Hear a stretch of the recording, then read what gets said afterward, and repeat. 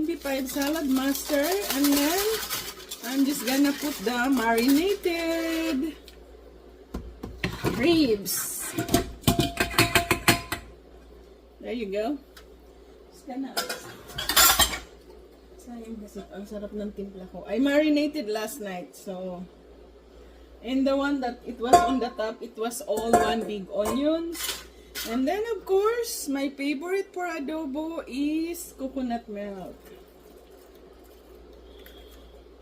So, don't add any water on it. Just coconut milk. So, your adobo, the ribs adobo will be so yummy, yummy.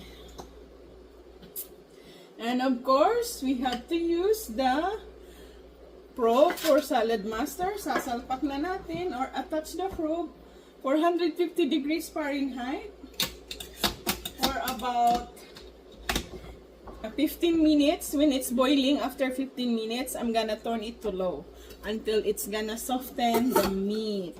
So there you go. So watch it later.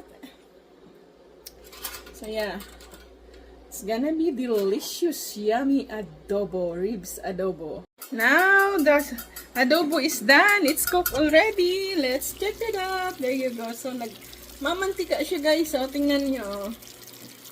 Ayan na ang pictures ng aking adobo, ribs adobo. And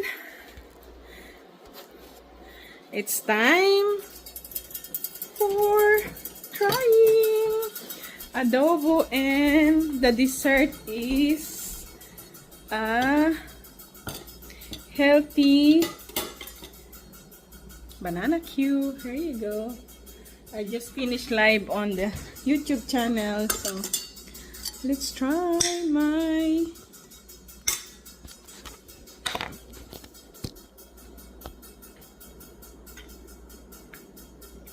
it's soft.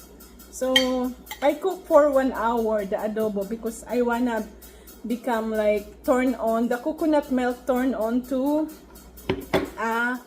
oil. See, it's become oily, and it's I don't like a lot of soup or a lot of like juice on my adobo. I want it dry. So yummy. Wow. And I'm not gonna eat with rice because I always gaining weight when I eat rice. Yummy. The best. Super sarap. Grabe.